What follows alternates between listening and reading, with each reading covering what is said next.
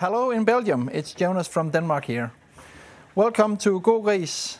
Here we are in our brand new facilities for free-farming sows. On the farm here we have 1,050 sows and we have the full line production to finish us. So we provide all our piglets to the Danish Crown Company just nearby. We also have around 1,000 hectares of land, so we are almost self-sufficient on the grain part of our feed. The challenge in the next 10 years to come, from my point of view, will be the license to produce, that we are aligned with the local community, the accept of the way that we produce, that we show the community how we produce. Second thing will be the sustainability agenda, all about animal welfare, about the emissions, the climate change, the sustainable economy, how we can afford to invest in technology, in animal welfare and still get a good payoff. So that's just some of the points that I will point out for the next 10 years to come. Das große Problem, was wir haben, ist, dass wir in Zukunft wärmere Sommer wahrscheinlich kriegen, höhere Verdunstungen und wir nicht mehr hinterherkommen mit der Beregnung.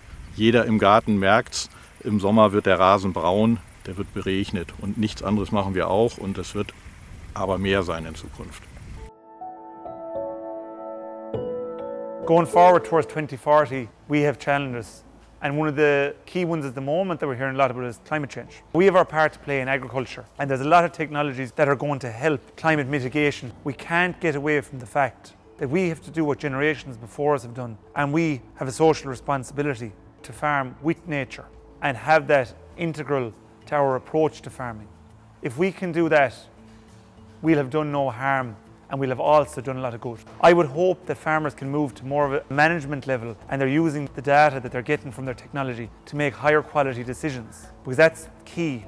We're getting loads of data now, but the key is going forward is to make high quality decisions with that data and be able to do it at a high quality level each time. So I think going forward here, the growth in our farm will probably come from increased productivity from the cows we have.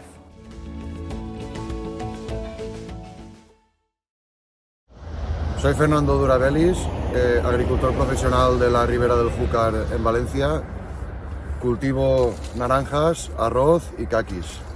Y mis desafíos para los próximos 10 años como agricultor es tanto el relevo generacional que a día de hoy no tenemos en España y la adaptación de mis cultivos a toda la agricultura 4.0 y Smart Farming que está tan presente hoy en día.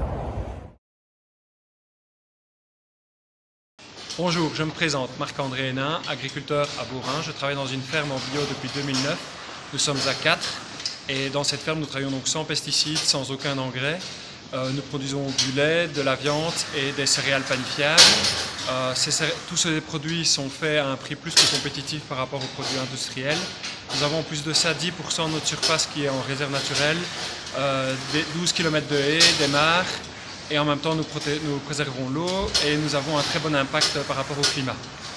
Alors vous l'aurez compris, il y a énormément d'enjeux en agriculture et ma question et mon défi pour l'avenir, c'est comment faire pour ne plus être monocritère et donc ne pas juste prendre la considération du climat ou juste la considération de la biodiversité, et comment faire en sorte que les consommateurs soient avertis de cet équilibre qui est ô combien important pour l'agriculture, la durabilité de l'agriculture.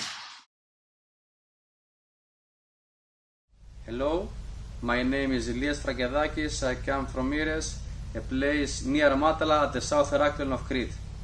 I am an agronomist and producer. I am currently in the greenhouse unit of our family business. I love the land and my place, and that made me study agriculture in order to improve and continue what the previous generations started. The biggest challenge for all of us is that we will not have the working hands we need to produce our products. And this is not just about our industry. Another challenge is that if the water from the rains is not utilized to the extent needed, we will face a drought problem. Then, what worries me is that young people do not want to deal with the land or live in the countryside because of the difficulties that exist. However, I try to be optimistic and do what I love by searching the answer to the same question: where do we go as humans? Hello, my name is Wojciech Picha. I'm 24 years old, farmer from Czech Republic, and right now we are standing in one of our fields. Right behind me you can see winter barley that's been seeded a couple of months ago, and I think the crop is doing pretty well. The challenges that my farm is going to be facing in upcoming 10 years is, in my opinion, a transition to the sustainable agriculture, adjusting to the principles of precise farming, and also the biggest challenge that I think all of the farmers in our regions been facing are the huge investors that's been acquiring land all around our firms, all around our companies, and also they are buying out the agriculture companies, and I think that's going to be creating a lot of issues for all of the farmers in the region. But I stay always positive. I think in 2024 we have a lot to look forward to, and I think it's going to be a great year for all the farmers in the European Union. Thank you very much and take care. Bye-bye. Hello to all the people who reflect on agriculture. Dedicated farmers deserve the best architects for the agriculture of tomorrow. As a fruit farmer from the west of Flanders, I find inspiration in the 3 P's: profit, people, planet. In the production of apples and pears, it's very important to have an economical, equal level playing field all over Europe. Farmers must be able to evolve with the current prosperity through a sensible market policy. In that way, we create a foundation for economical, healthy agriculture. I fight for respect for the hard-working seasonal workers. They deserve a good social status and honest salary. Thanks to them, we can harvest our delicious fruits. Maybe we don't see them, but they are very vital for every fruit producer. Throughout history, farmers have always been responsible for nature. For pesticides, we don't need a blind rush to zero policy, but a sensible evolution to smart use of these products. The past decennia, the focus was too much on cheap production and didn't help us in that way. Farmers and architects of the agriculture of tomorrow have to be focused on the planet, the people and profit.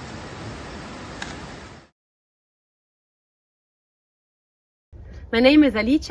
I'm a farmer and I grow rice in Cascina Schiena, in the middle of the fields near Vercelli, between Torino and Milano. The biggest challenges, I think, for the next years is the uncertainties, market volatility, uncertainties in the world equilibria, in weather. There has been a terrible drought in 2022, water bombs last year, windstorms. So I think that to be more resilient, we have to understand that we not only have to be farmers and produce food, but also be custodians of our territory. So try to diversify, carry on projects for biodiversity, direct selling, education with schools, having well in mind that preserving the environment is not enough, that we have to give back to nature for a better future for us and our children. Welcome to our sheep shed in Austria. My name is Evelyn and I run our family farm now in 5th generation. We produce organic lamb based on grassland in the Austrian Alps.